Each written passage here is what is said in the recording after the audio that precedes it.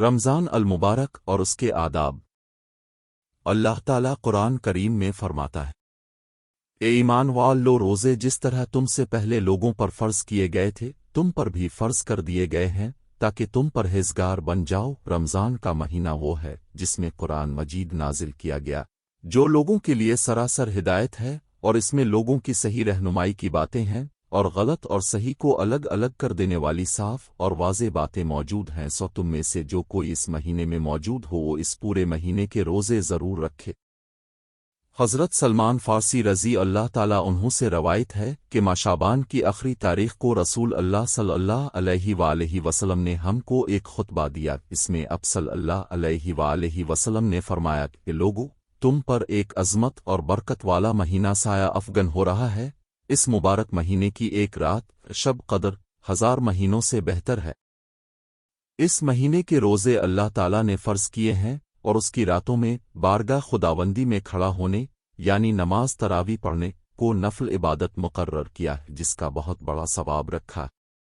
جو شخص اس مہینے میں اللہ کی رضا اور اس کا قرب حاصل کرنے کے لیے کوئی غیر فرض عبادت اللہ کی رضا اور ثواب حاصل کرنے کے لیے افطار کرائے تو اس کے لیے گناہوں کی مغفرت اور آتش دوزخ سے آزادی کا ذریعہ ہوگا، اور اس کو روزہ دار کے برابر ثواب دیا جائے گا بغیر اس کے کہ روزہ دار کے ثواب میں کمی کی جائے۔ اب صلی اللہ علیہ وآلہ وسلم سے عرض کیا گیا کہ اے رسول اللہ صلی اللہ علیہ وآلہ وسلم، ہم میں سے ہر ایک کو تو افطار کرانے کا سامان میسر نہیں ہوتا، تو کیا غربا اس عظیم ثواب سے محروم رہیں گے؟ اب صلی اللہ علیہ وآلہ وسلم نے فرمایا کہ اللہ تعالیٰ یہ ثواب اس شخص کو بھی دے گا جو دودھ کی تھوڑی سی لسی پر صرف پانی ہی کے ایک گھونٹ پر کسی روزہ دار کا روزہ افطار کرا دے۔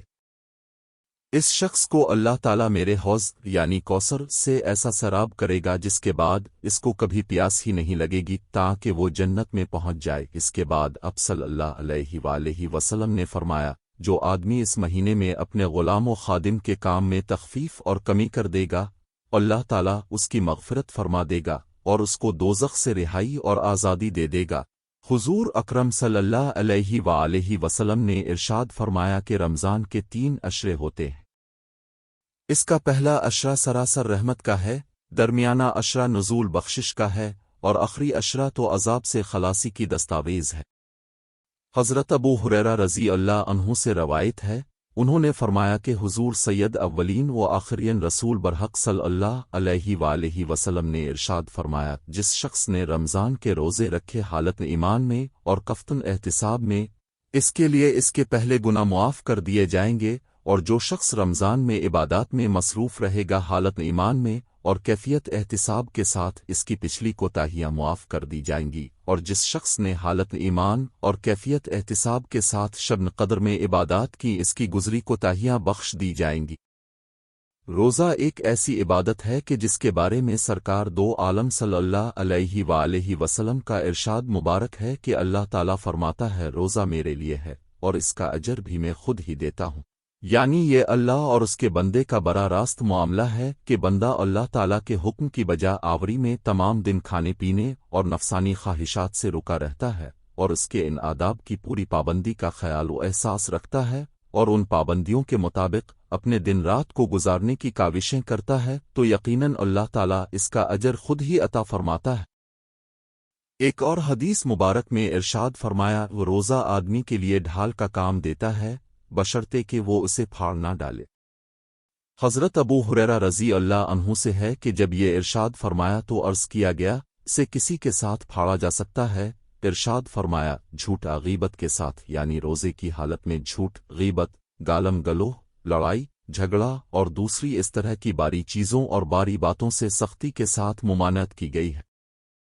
ایک اور حدیث مبارک میں ارشاد فرمایا، وہ روزہ آدمی کے لیے ڈھال کا کام دیتا ہے بشرطے کہ وہ اسے پھاڑ نہ ڈالے۔ حضرت ابو ہریرہ رضی اللہ عنہ سے ہے کہ جب یہ ارشاد فرمایا تو عرض کیا گیا، اسے کسی کے ساتھ پھاڑا جا سکتا ہے؟ ارشاد فرمایا، جھوٹا غیبت کے ساتھ، یعنی روزے کی حالت میں جھوٹ، غیبت، گالم گلوہ، لڑائی جھگڑا اور دوسری اس طرح کی باری چیزوں اور باری باتوں سے سختی کے ساتھ ممانعت کی گئی ہے۔ حدیث مبارک میں ہے کہ جس کسی نے روزہ کی حالت میں بری بات کہنا اور اس پر عمل کرنا نہ چھوڑا تو اللہ کو اس کے بھوکا پیاسا رہنے کی کوئی ضرورت نہیں ہے۔ اگر کوئی روزہ دار روزہ رکھنے کے بعد میں فسق و فجور، لڑائی جھگڑا، گالم گلوہ، فحش گوئی یا دوسری اس طرح کی باتوں سے نہیں رکتا تو یہ اس کا روزہ ہی نہیں ہے، بلکہ یہ اس کا فاقہ بن جاتا ہے جس کا اللہ تعالیٰ کے احکام کے ساتھ کوئی تعلق نہیں ہے۔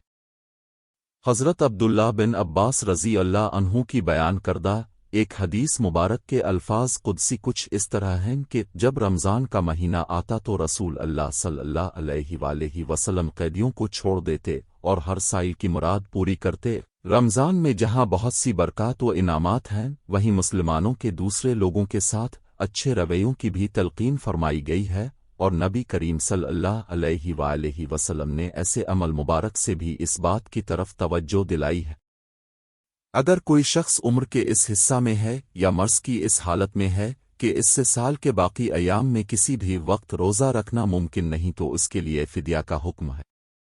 ایک اور حدیث مبارک میں رسول اللہ صلی اللہ علیہ وآلہ وسلم نے اس مہینے کو صبر اور غمخواری کا مہینہ قرار دیا ہے۔ دینی اصطلاحات میں صبر کے معنی اللہ کی رضا کے لیے اپنے نفس کی خواہشوں کو دبانا اور تلخیوں اور ناگواریوں کو برداشت کرنا ہے، جس سے اس کے اندر ان غربا و مساکین کی ہمدردی کا جذبہ بھی پیدا ہوتا ہے جو ناداری کی وجہ سے فاقوں پر مجبور ہو جاتے ہیں۔ اللہ تعالی ہمیں تعلیمات قرآنی نبی صلی اللہ علیہ وآلہ وسلم پر پورے طریق سے عمل کرنے کی توفیق عطا فرمائے، آمین۔